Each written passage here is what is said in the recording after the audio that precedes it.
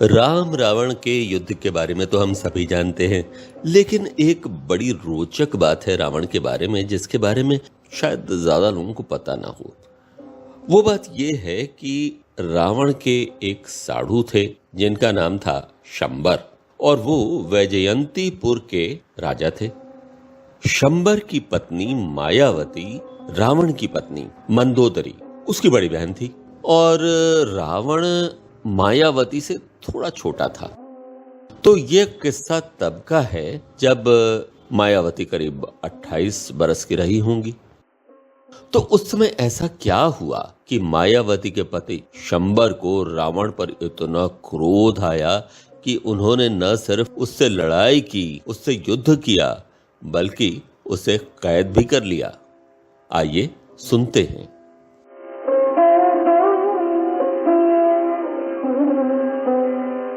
मायावती जैसी आग्रही स्वभाव की थी, वैसी ही मानवती भी थी। जब वो अपनी गर्वीली चाल से हंसिनी अथवा हथनी की भांति चलती थी, तब उसकी शोभा देखते ही बनती थी।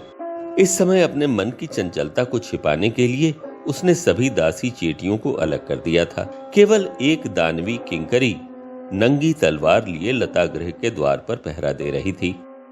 अपराह्न की सुनहरी धूप छन छन कर लता मंडप में आ रही थी। इसी समय रावण भी उपवन में घूमता हुआ वहीं आ पहुंचा। किंकरी को नंगी तलवार लिए मंडप के द्वार पर खड़ी देख उसने अनुमान किया कि अवश्य ही मायावती मंडप में है। वो तेजी से कदम बढ़ाकर उसी ओर चला। किंकरी को देखकर उसने हंसकर कहा, लता मंडप में यदि स्वामिनी हैं, तो उनकी सेवा में रावण का अभिवादन निवेदन कर दे। किंकरी ने जब मायावती को रावण की विज्ञप्ति की तो उसकी बड़ी बड़ी चमकीली आंखों में एक मद आ गया। उत्तेजना के मारे उसके उरोज उन्नत अवनत होने लगे। वो संभ्रम उठ खड़ी हुई। किंकरी पीछे हट चली गई। इसी समय रावण ने हंसते हंसते मंडप में प्रवेश करते हुए कहा, देवी प्रसन्न हो। इस मंगलमयी सांध्य वेला में वनश्री की शोभा को आपने अपनी उपस्थिति से कैसा सजीव कर दिया है। ऐसा प्रतीत होता है कि इस माधवी लता से आवेष्टित मंडप में छन छन कर जो अस्तंगत मरीचिमाली की स्वर्णिम रश्मि राशि एकत्र हो गई है, उसे किसी जादूगर ने जैसे एकत्र कर मूर्त रूप दे दिया है। ओह, लंकेश्वर केवल वीर शिरोमणि ही नहीं है, चाटुकार भी वैसे ही है। इसी गुण ने शायद मंदोदरी को मोह लिया है कि कभी वह अपने आत्मियों को याद ही नहीं करती। परंतु आपकी आनंद और श्रद्धा की मूर्ति तो उसी ने मेरे हृदय में अंकुरित की है। तभी तो आपके चरणों में श्रद्धांजलि अर्पण करने इतनी दूर आया हूं। जाइए, बातें न बनाइए। श्रद्धांजलि उन्हीं चरणों में अर्पित कीजिए जो नूपुर ध्वनि से लंका के मणि महालय को मुखरित करते हैं। अपात्र में दान करने से पुण्य क्षय होता है, ऐसा नीतिकारों का वचन है। आपका वचन प्रमाण है, किंतु अभयदान मिले तो कुछ निवेदन करो। मायावती हंसती। उसने हाथ उठाकर अभिनय सा करते हुए कहा, अभय लंकाधिपति, आपको अभय। तो मुझे कहने दीजिए कि रावण लंकाधिपति नहीं, आपका दास है। उसे इन चरणों में श्रद्धांजलि अर्पित करने दीजिए। हठात रावण मायावती के सम्मुख घुटनों के बल बैठ गया। मायावती ने भयभीत होकर इधर उधर देखा। उसका मुंह लज्जा से लाल हो गया। उसने कहा, उठिए, ये आप क्या कर रहे हैं? आराधना कर रहा हूं उस देवी की जिसकी अप्रतिम छवि मेरे रक्त के प्रत्येक बिंदु में व्याप्त हो गई है। क्षमा करो सुंदरी, ये रावण आपका दास है। इतना कहकर उसने उसके दोनों हाथ अपने हाथों में लेकर होठों से लगा लिए। हठात रावण के इस आचरण से मायावती विचलित विस्मित हो गई। वो भीत चकित हिरणी की भांति कांपने लगी। उसके मुंह से बात न निकली। एक अकथनीय आनंद से वो विह्वल हो उठी पर तुरंत ही सावधान होकर उसने अपना हाथ खींच लिया और कहा, ये क्या लंकेश्वर? स्वीकार करता हूं मैंने अपराध किया है, किंतु ये आपकी इस अतुलनीय रूप माधुरी का सत्कार है, इस दिव्य ज्योति की मानसी पूजा है। आप रुष्ट क्यों हो गई? रुष्ट नहीं हूं, परंतु आप मर्यादा से बाहर आचरण कर रहे हैं।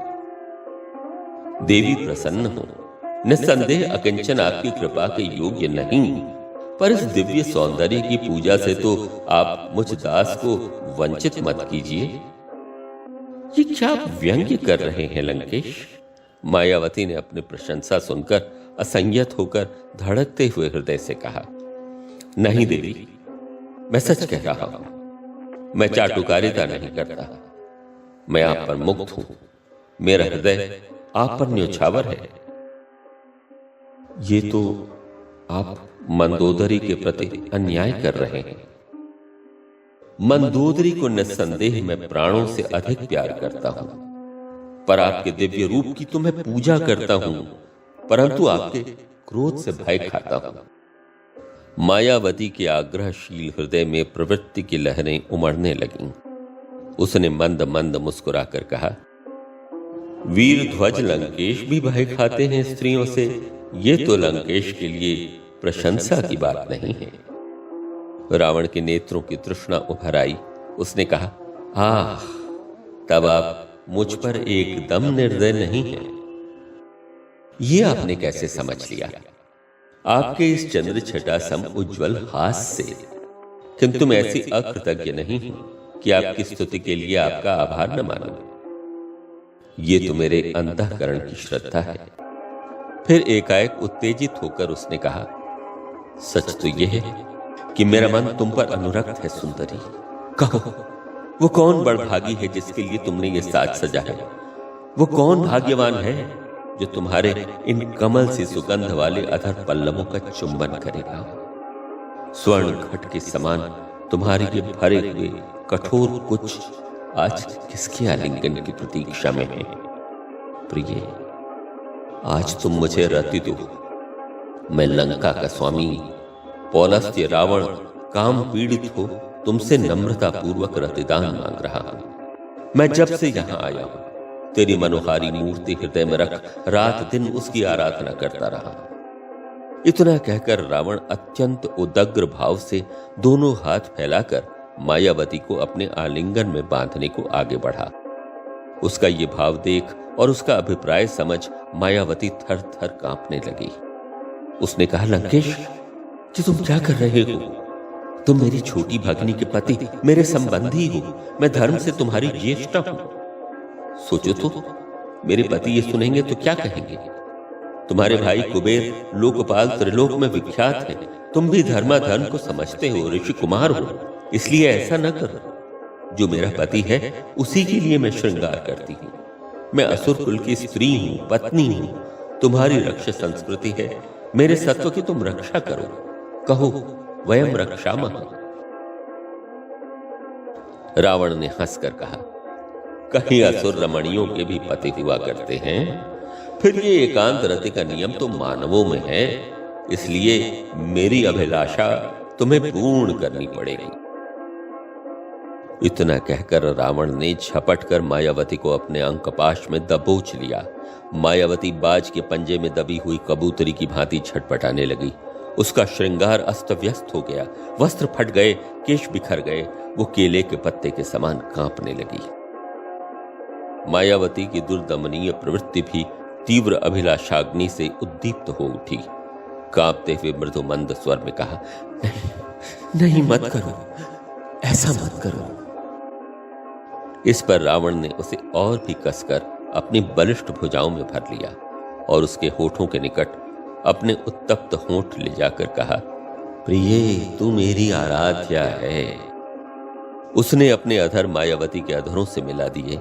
मायावती भी आवेश में आ रावण के अंक में समा गई। वो भूल गई अपना स्त्री धर्म, राजपद मर्यादा, असुर राज महिषी का गौरवमय पद।